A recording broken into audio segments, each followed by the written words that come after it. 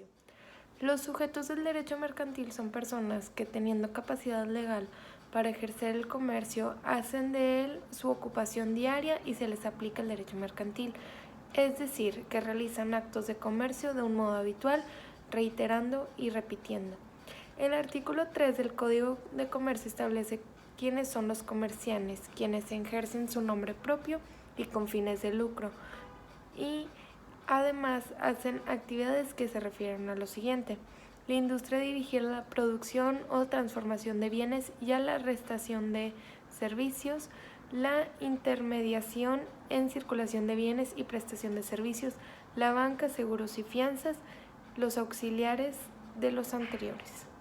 Según el artículo 6 del Código de Comercio, tienen capacidad para ser comerciantes las personas individuales y jurídicas que, conforme al Código Civil, son hábiles para contratar y obligarse, es decir, los mayores de edad que se encuentran en libre ejercicio de sus derechos civiles. Cualquier nacional se puede ser comerciante, simplemente que tenga la capacidad para obligarse y contratar. El marido y la mujer se ejercen juntos en la actividad mercantil, tienen la calidad de comerciantes. El comerciante tiene que seguir y regular un cierto marco jurídico, que son las normas que regulan la profesión de las personas que se dedican al comercio. La primera es la Constitución, el segundo el Código de Comercio, que contiene las reglas generales del régimen de los comerciantes, y el tercero el Código Civil Federal, que aplica de forma supletoria, pues contiene las normas generales sobre la personalidad jurídica de las personas físicas y morales. Existen dos tipos de comerciantes: el comerciante individual, que son personas físicas que, teniendo capacidad legal para ejercer el comercio, hacen de él su ocupación ordinaria. Esto implica que para ser comerciante necesitas capacidad de ejercicio, que consiste en la aptitud de una persona para ejercer derechos y cumplir deberes por sí misma. Y la profesión de comerciante. Para que una persona física sea considerada comerciante, no basta con solo hacer el acto de comercio, así como tampoco importa el monto de los ingresos que obtenga, sino que es necesario que los actos de comercio se realicen de forma habitual. Y el segundo tipo de comerciante que existe es el comerciante colectivo. Sociedades mercantiles nacionales son las personas morales para quienes basta con que se constituyan bajo una de las formas de sociedades establecidas por las leyes mercantiles para que sean consideradas como comerciantes, sin importar si efectivamente realizan los actos de comercio. Las formas societarias están determinadas por el artículo 1 de la Ley General de Sociedades Mercantiles.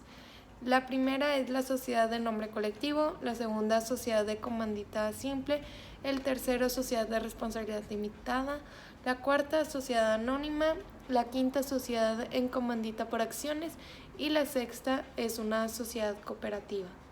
Las sociedades mercantiles extranjeras son las personas morales constituidas como sociedades mercantiles conforme a las leyes de su país, pero que ejercen actos de comercio en el territorio nacional. Ahora les voy a hablar un poco de los derechos y obligaciones que tienen los comerciantes.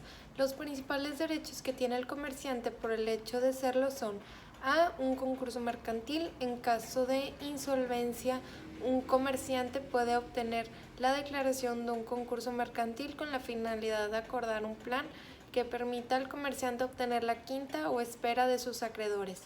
B. Exclusividad en ciertas actividades económicas. Para poder realizar determinadas actividades, particularmente las del carácter financiero, es necesario tener la calidad de comerciante, como son en el caso de las instituciones de seguro, las instituciones de finanzas y las instituciones de crédito, por mencionar. C. Agremiación. Los comerciantes pueden agremirse para la defensa de sus intereses. Según el artículo 16 del Código de Comercio, todos los comerciantes, por el hecho de serlo, están obligados a: 1. A la publicación por medio de la prensa de la calidad mercantil con sus circunstancias esenciales en su oportunidad de las modificaciones que se adopten. B. A la inscripción del registro público de comercio de los documentos cuyo tenor y autenticidad deben hacerse notarios. C. A meterse a un sistema de contabilidad conforme al artículo 33. Y D. A conservación de la correspondencia que tenga relación con el giro del comerciante, y algunos extras que en algunas páginas web ponen es la competencia leal, el registro en el sistema de información empresarial mexicano.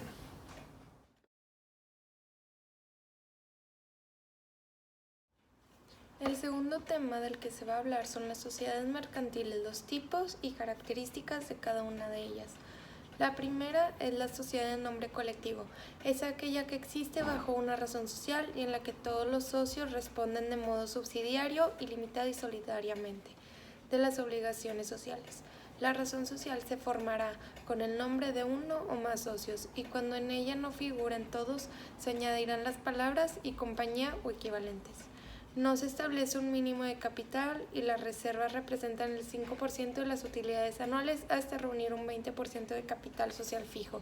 Existe un mínimo de 2 socios, pero un máximo ilimitado. El segundo son las sociedades en comandita simple.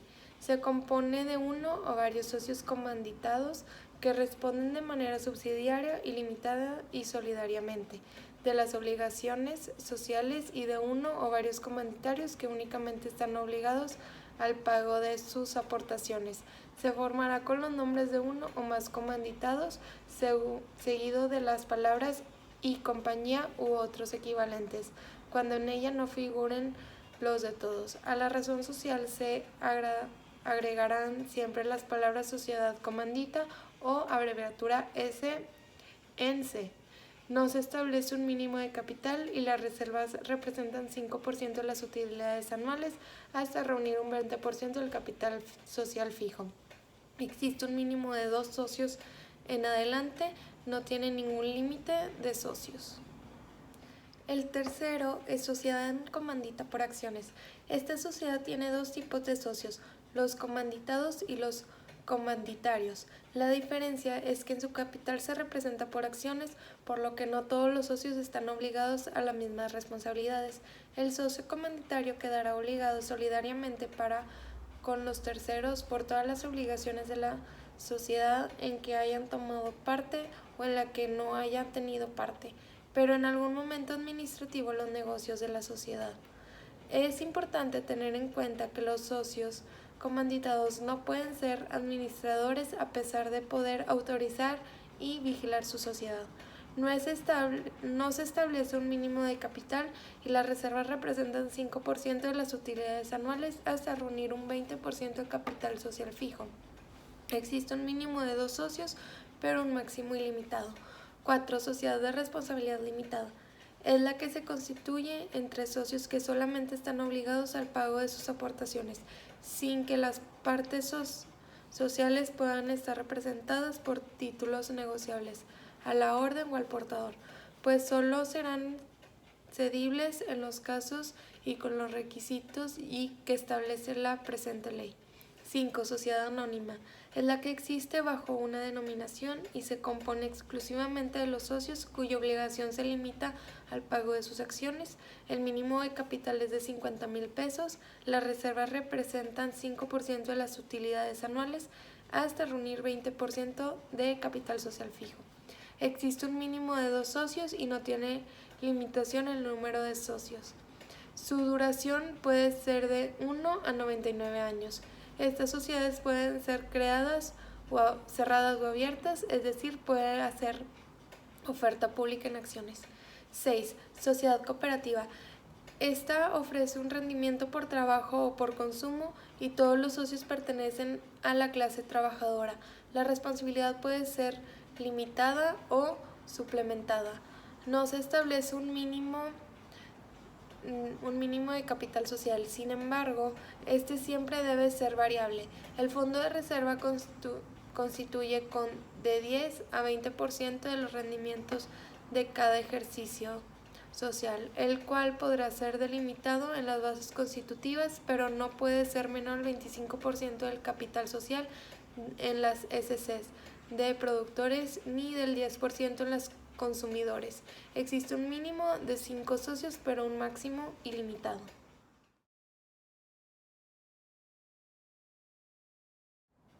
El tercer tema del que se hablará serán los elementos y conceptos fundamentales del contrato de sociedad. El contrato de sociedad es un documento que se constituye mediante escritura pública por medio del cual dos o más personas se comprometen a realizar una serie de aportes en dinero, trabajo o cualquier bien que se pueda ser apreciado en dinero, con el objetivo de repartirse las ganancias que se obtengan a través de la actividad empresarial. Por medio de este contrato se constituye una sociedad y, dado esto, una persona jurídica como institución de derechos y obligaciones. Los elementos esenciales del contrato son existencia de los socios, que deben ser dos o más, establecer las aportaciones que se deben hacer a la sociedad y la forma en que serán dados dinero o bienes aparecibles en dinero, aportar con fuerza de trabajo, establecer el objeto de la sociedad, la cual va a ser una actividad empresarial, y establecer el propósito del lucro de la sociedad. Existen dos elementos, los esenciales y los de validez. Los elementos esenciales tienen el conocimiento, que siguen las reglas generales para la manifestación de la voluntad, y objeto, que es la actividad que se realiza, no debe ser contraria a la ley. Los elementos de validez. La capacidad. El contrato de sociedad debe constar por escrito para ser válido. Basta de un documento privado, pero cuando se aporte a la sociedad bienes cuya transferencia tenga que constar en escritura pública. La forma. El contrato de sociedad debe contener lugar, fecha, nombre, estado civil, nacionalidad, domicilio, profesión, reconocerse a la multa capacidad legal necesaria para otorgar el presente contratado.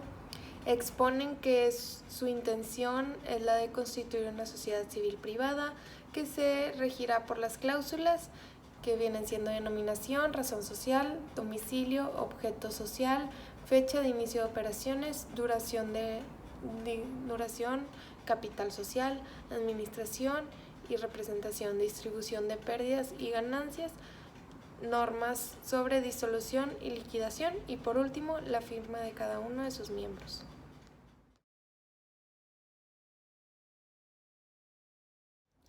El cuarto tema son las sociedades irregulares y consecuencias jurídicas. Las sociedades mercantiles irregulares son aquellas cuyo acto en constitución no se hubieran hecho constar en escritura pública, o habiéndose cumplido con la formalidad, no se inscribió en el registro público del comercio. Los efectos de la irregularidad básicamente se clasifican en dos grupos: los internos y externos. Los internos son entre socios y responsabilidades de representantes, y los externos son personalidad jurídica en relación con terceros. La personalidad jurídica, en el numeral número 2 de la LGSM, es contundente al prescribir que las sociedades no inscritas en el registro público del comercio, que se hubiesen externizado como tales frente a terceros, consten o no con escritura pública, tendrán personalidad jurídica.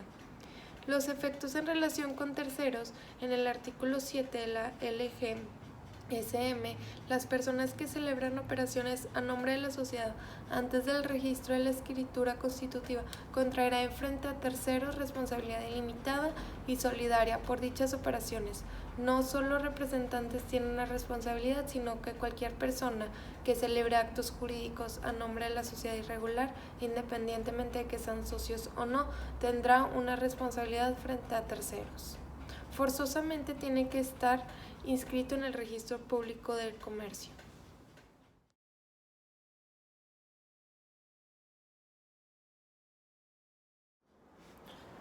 Bueno, en esta segunda actividad integradora de Derecho Mercantil se hablarán sobre los temas vistos y aprendidos durante todo este parcial. Los temas son los sujetos de derecho mercantil, sociedades mercantiles, tipos y características de cada una de las sociedades mercantiles, elementos y conceptos fundamentales del contrato de sociedad, sociedades irregulares y sus consecuencias jurídicas. Se hablará sobre cada una de ellas por separado.